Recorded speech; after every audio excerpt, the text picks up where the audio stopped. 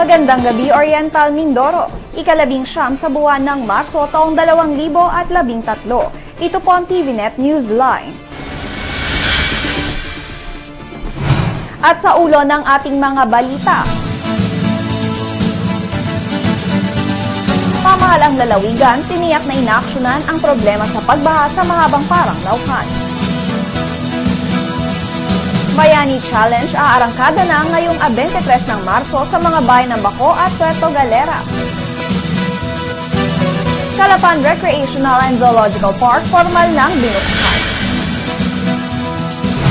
At sa detalye ng ating mga balita, sa inisyatibo ng paaralan ng St. Jude College Master of Arts in Nursing, nagsagawa ang mga kawani at ilang opisyalis nito ng isang seminar na idinaos sa isang kilalang fast food chain sa syudad, ika-16 ng Marso ng kasalukuyang taon, kaugnay ng pagsasakatuparan ng pagpapataas, pagpapatibay ng profesionalidad at antas ng mga nagsisipagtapos na mag-aaral, partikular sa larangan ng nursing. Ilan sa mga layunin ng nasabing gawain ang maipakita sa bawat individual na nagsidalo ang kahalagahan at antas ng pagkakaroon ng tama at akmang propesyon. Layunin din ito na maipaliwanag ang patas na karapatan, sapat na kalusugan at kabuhayan at ilan pang hakbang tungo sa aktibo at produktibong mamamayan. Binigyang paliwanag rin nito ng guest and speaker na si Mrs. Lea Primitiva Pakis ang karapatan at benepisyong nararapat ibigay sa mga nurse.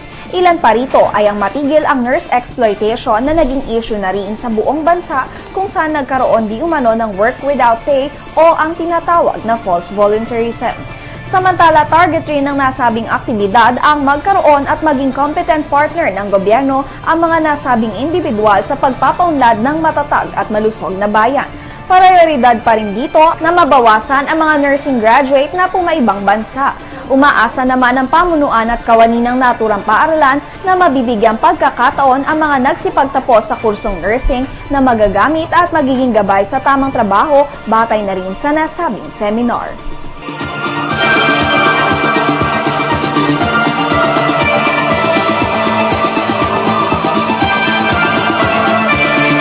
Magbabalik po ang TVNet Newsline. Want new furniture for your home? Look no further. Local imported furniture. Tiles of all sizes, ceramic or granite at incredibly low prices. Lights and chandelier to brighten your homes. Get the look you have always wanted for your homes and offices. Homeware commercial booths outdoor and indoor furniture. Designed to beautify your homes. More than 10 years of delivering quality furniture. Homework for furniture that best suit your homes. Homework, the mark of modern home. Kaugnay sa usaping conversion ng Ormeco na isa sa mainit na tinatalakay sa kasalukuyan. Isang Thanksgiving celebration ang isinagawa ng mga miyembro ng Movement for Consumer Ownership of Ormeco na silang nagsusulong sa pagiging CDA o kooperatiba ng Ormeco gabi ng ika-18 ng Marso sa isang kilalang resort sa lungsod. Ayon kay Engineer Dennis Alcancia, isa sa mga nagsusulong na maging kooperatiba ang Ormeco, naging matagumpayan niya ang kanilang hakbang kung saan sa 20% na kinakailangan nila upang maging kooperatiba ang Ormeco. Nalampasan pa umano nila ito kung saan ang bayan ng Puerto Galera na anya ang huling bayan sa lalawigan na isinagawa ang referendum para sa naturang usapin. Pinakahuling araw ng pagbibilang ng ating mga boto o yung ating survey forms. At ito ay ang pinakahuling bayan, sinagawa natin ng canvassing o yung pagbibilang, ay ang bayan ng Puerto Galera. At ito, ang requirement ng batas, ay makakuha tayo ng 20% the votes galing sa 130,000 members ng Ormeco. Yung 20% na yan ay 26,000. Pero sa nangyaring referendum natin ngayon, ay nasa mga 36,000 ang ating botong nakuha. At labis-labis yan sa 20% na rin-require ng batas. So, napakaganda. At dahil nga napakaganda ng resulta niyan, itong gabing ito ay inialay namin para sa mga tumulong na may sa katuparan itong ating makakuha tayo ng mataas na turnout ng votes.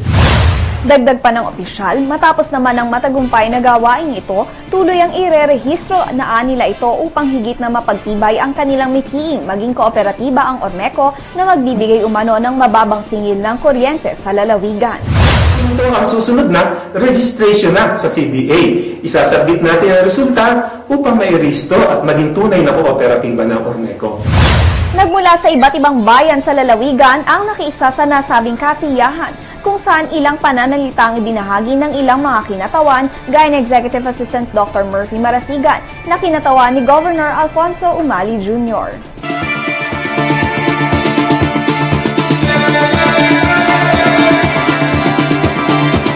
Samantala, ilang araw bago ang inaabangang araw ng pagkakatatag ng syudad ng Calapan, muling umarangkada ang Bangkadoy sa inisyatibo ng City Government sa pakikipagtulungan ng Fishery Management Office, ika-19 ng Marso. Bukas sa lahat ng bayan ang naturang karera at lumahok ang may 17 mga ngarera ng bangka mula sa iba't ibang bayan sa lalawigan, ganun din ang mga mamamayan ng Calapan. Sa pag-arangkada ng naturang karera, nagwagi sa ikatlong pwesto si J.R. Gado ng bayan ng Bansud na may cash prize na 5,000 pesos, habang nasa ikalawang pwesto si Darwin Capasio na may cash prize na 10,000 pesos, at ang nagwaging si Jerwin Maturan ng Barangay Patsoka na may cash prize na 15,000 pesos. Samantala, may consolation prizes naman na tig 1,000 piso para sa mga hindi pinalad na manalo sa naturang patikala. Lubos na kasiyahan at saya naman ang namalas ng mga manunood ng ika-4 na taon ng Bangkadoy dahil mabibilis na bangka ang umarangkada sa bawat karera.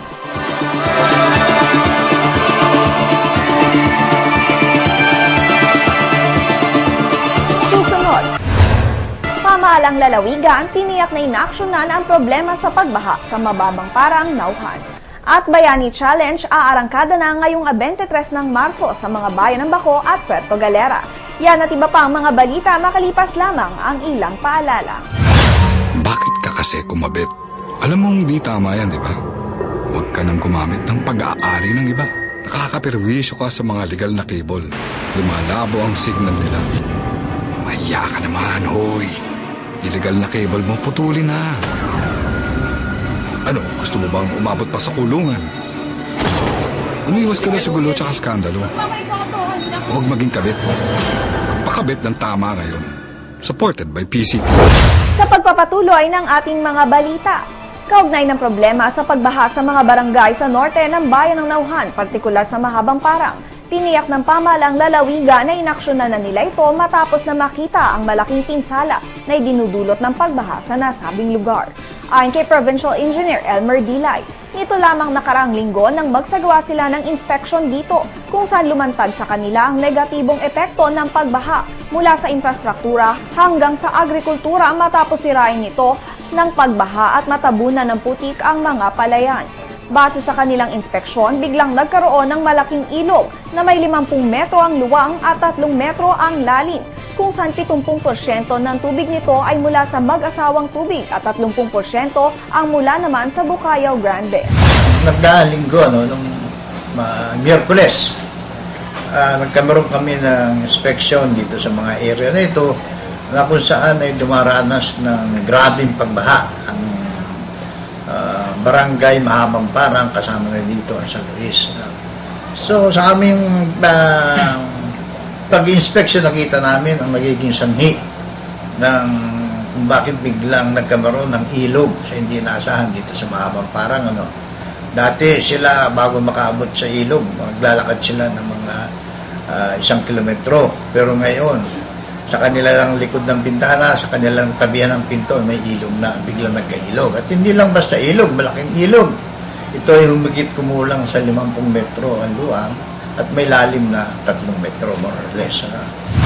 Bilang pansamantalang solusyon, patuloy ayon sa opisyal ang pagsasagawa nila ng rechanneling activities at pagtatayo ng gabyon kung saan matapos ang 2 araw, nagawang i-divert ang tubig at ilayo sa Mahabang Parang na nagdulot naman ng pagbaba o paghupa nito.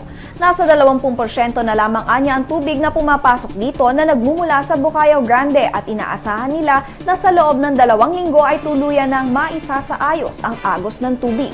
Ang pagtatapos sa pagtatayo ng gabyon at pagpapatuloy ng rechanneling ay inaasahan nila na makatutulong ng malaki sa pagbawas sa problema ng pagbaha sa naturang lugar. At dahil sa laki na ng perwisyong inaabot ng mga taga rito, gayon din na mga kalapit barangay. Ayon kay Provincial Engineer Dilay, sinisikap nilang matapos na ang paggawain ito sa lalong madaling panahon. Gawa tayo ng gabyon. Yung gabyon natin siguro by tomorrow dito sa part ng Tagumpay na may habang 60 metro at naglaan ng pamahalaan panlalawigan ng halagang 3 milyon at yung 12 milyon na sinasagawa natin sa barangay sa nasira dito sa Andres Butik ay siguro in one month time baka matapos na natin. Kung sakaling matapos natin lahat ito ay at least iba-iba na makakahinga ng malog yung taga-Mabampara, lalo na kung may sagawa natin yung rechanneling activities na siguro by Wednesday ay baka maumpisa na. Samantala, binigyang diin niya na long-term solution pa rin ang kinakailangan para sa problemang ito. Ngunit habang di pa natatapos ng lubusan ang pag-aaral hinggil sa suliranin ng pagbaha sa lalawigan, mensahe ni Engineer Dilay sa mga apektadong residente ng Mahabang Parang at mga kalapit komunidad na hindi nagpapabaya ang pamahalang lalawigan sa kanilang sitwasyon. Siguro po naman para doon sa mga kasama natin dyan sa Nauhan West, Nauhan West. Kasama na dito ang Andres Putik, Tagumpay, Inarawan, Mahabang Parang, San Luis, hanggang sa General Isco, San Nicolas, Tigkan. Yung mga lugar na yun ang tutumbukin itong ating, kung hindi natin may isagawa ito at maaari pa nga na magdulot ng malaki lalong apekto sa mga kababayan natin dyan. Umasa po kayo na ang pamahalang palalawigan sa pangunguna ng ating minamahal at gagalang ng Gobernador Romali ay hindi po tumitigil para masugpo natin. Kung hindi man po totally masugpo, mabawasan naman natin ang mga epektong naaring idulot dito sa ating buhay at ari-arian. Sa ibang balita, ngayong darating na ika-23 hanggang ika-27 ng buwang kasalukuyan, idarao sa buong bansa ang ika-8 Bayani Challenge, ang itinuturing na pinakamalaking volunteerism event sa bansa na pinagtulong-tulungan ng iba't ibang sektor sa pangunguna ng Pilipinas Natin na isa namang flagship volunteer program ng Presidential Communications Operations Office. Sa temang isang bayan, isang bayanihan, ang mga volunteer mula sa iba't ibang sektor at age groups ay lumagda sa 5 araw na pagsubok sa kanilang tapang, tatag at pagmamahal sa bansa. Ang makabagong bayani ito ay makikisa sa iba't ibang nation-building activities na kinabibilangan ng pagtatayo ng mga tirahan at paaralan, education sessions para sa mga bata, tree planting and cleanup drives at iba pa. Ngayong 2013, mapalad ang lalawigan ng Silangang Mindoro matapos na maging isa sa mga benepisyaryo nito kung saan 2 munisipalidad sa probinsya ang pagdarausa ng Bayani Challenge, ang mga bayan ng Baco at Puerto Galera. Kaugnay nito, umaga ng ika-18 ng buwang kasalukuyan nang idaos ang paglagda sa Memorandum of Agreement sa pagitan ng pamahalang lalawigan sa katauhan ni Governor Alfonso Umali Jr., Mayor Graciano de la Chica para sa bayan ng Baco, Municipal Administrator Rafi Katakis para sa bayan ng Puerto Galera, Jose Emilio Oqueña ng Gawad Kalinga at PCOO Office of Special Concerns Chief of Staff Mimo Perez. Sa kanyang mensahe, binigyang diin ng gobernador ang kahalagahan ng Bayani Challenge at ang kahalagahan ng programang SICAD na siyang magpapatuloy sa anumang sisimula ng nasabing challenge. Nagbigay rin ng kani-kanyang mensahe sina Mayor de la Chica at Municipal Administrator Katakis na paong ipinagpapasalamat ang pagdaraos ng Bayani Challenge sa kanilang mga bayan. Sa uli nanawagan si Office of Special Concerns Chief of Staff Mimo Perez sa lahat ng Mindoreño na maging bahagi ng volunteerismo para sa kapwang pangangailangan at maging modernong bayani. Inaanyayahan ko po kayo mga kababayan kong taga-Oriental Mindoro. Makilahok po tayo sa pambansang bayanihan, tinatawag po natin Bayani Challenge. Ito po ang pinakamalaking volunteerism event sa kasaysayan ng ating bansa. 33 probinsya po ang makikilahok dito. Ang Oriental Mindoro po ay kasama. 2 po ang sites natin sa Oriental Mindoro, sa Mayabig, sa bayan ng Baco, at sa Villaflor, sa bayan ng Puerto Galera. March 23 to 27. 5 araw po ito ng bayanihan, magagawa po ng bahay, magtatanim ng mga puno, maglilinis ng mga dalampasigan, magkakondak ng medical mission, magsasayawan, magkakantahan, magkakasayahan po tayo. At para rin sa mga nag-oobserba po ng mga mahal mahal na araw, maganda rin po itong pagkakataon na tayo nagsasakripisya at nagbibigay ng buhay sa mga kapatid nating maranigan. Ulitin ko po, makilahok po tayo sa Bayani Challenge 2013. Ang tema po, Isang Bayan, Isang Bayanihan. March 23 to 27.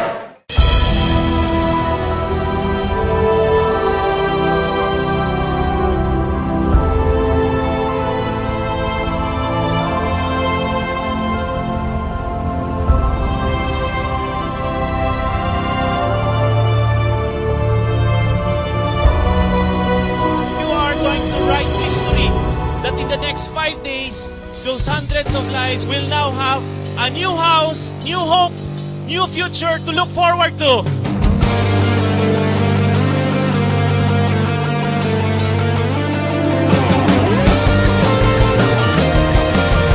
Wala pang ganitong nakikita yung mundo. Dito lang sa Pilipinas, how people band together, how people are able to leave comfort, leave families behind for others.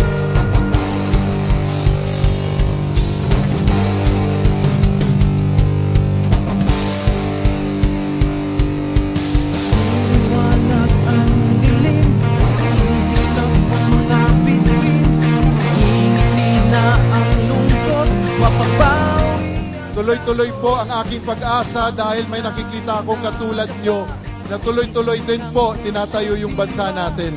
Be proud that you are a Filipino. Be proud that you are from the Philippines because one day the world will know how beautiful it is to be a Filipino. For next year's GK Bayani Challenge, only for the brave, we will go to Sulu! Ito na ang panahon na ang bayan ay ibangon. Pilipino, gising na, ikaw na. Yung group namin medyo diverse. May mga Catholics, may mga Muslims, may from Ateneo, may from Lasal.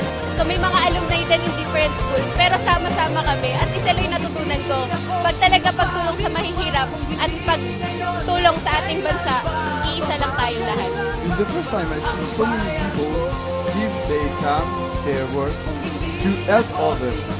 I've met very wonderful people and I realize that poorest you are and more you know how to Let's be part of the solution. Let's not be cynics and critics, always looking for mistakes. Today there are thousands of us, tomorrow there will be millions. Ito na ang panahon na ang bayan ay ibangon. Ngayon, nasa 5 probinsya tayo. We want to challenge the impossible next year. We will raise 100,000 volunteers to build Nothing is Impossible. It's not impossible to end poverty. It's not impossible to unite the Filipino. And it's not impossible to give vision and for the youth to embrace a cause for country, for God.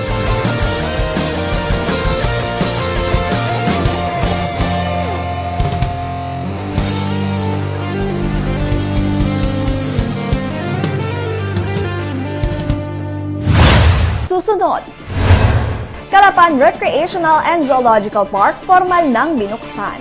Tampok ang balitang yan sa aming pagbabalik.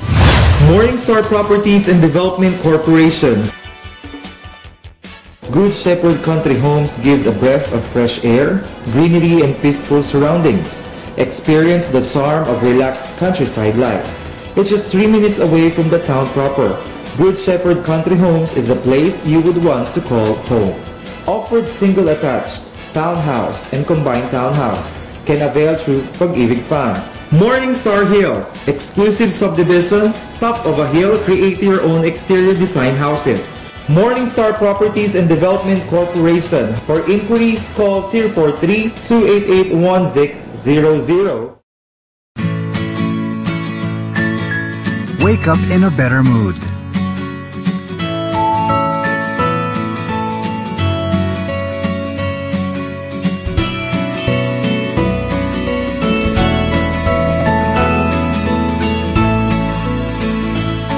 look better with cleaner clothes.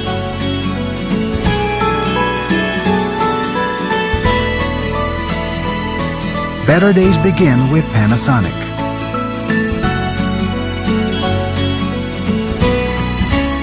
Smart ideas for a better life.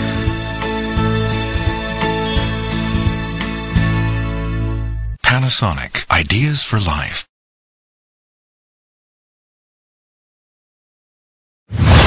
Formal nang binuksan sa publiko ang kaisa-isang Calapan City Recreational and Zoological Park umaga ng ika-18 ng Marso sa kasalukuyang taon na matatagpuan sa Barangay Bulusan sa lungsod. Agad dinagsa ang unang araw ng pagbubukas nito kung saan dinayo ito ng maraming mamamayan at ilang mag-aaral sa iba't ibang paaralan ng syudad. Pangunahing may pagmamalaki dito ang mga uri ng hayop tulad ng tigre, usa, ostrich, miniature horse, python, unggoy at iba't ibang uri ng ibon. Ilan pa dito ang extreme adventure tulad ng slide for life o zipline na may habang humigit kumulang sa 300 metro, wall climbing and rappelling, facilities na may taas na 40 feet. Ilan pa sa maaaring gawin sa naturang parke ang trekking, jogging, mountain biking, camping at iba pang outdoor and recreational activities. Samantala, binigyang pagkakataon ang mga mamamayan ng syudad ng 3 araw na libreng entrance fee upang masubukan ang atraksyon ng nasabing parke. Sa uli matapos nila ang inilaang mga araw ng libreng entrance fee ay kaagad na ipatutupad ang entrance fee policies nito kung saan 40 piso para sa adult at 20 piso naman para sa mga bata. Ilan pa rito ang wall climbing na may 100 piso sa mga bata at matanda. Gayun din ang zipline na may 100 at 50 piso sa matatanda at 100 piso sa mga bata. Inaasahan naman na patuloy itong tatangkilikin ng mga Calapeño, ganun rin ng mga mamamayan mula sa ibang bayan sa lalawigan.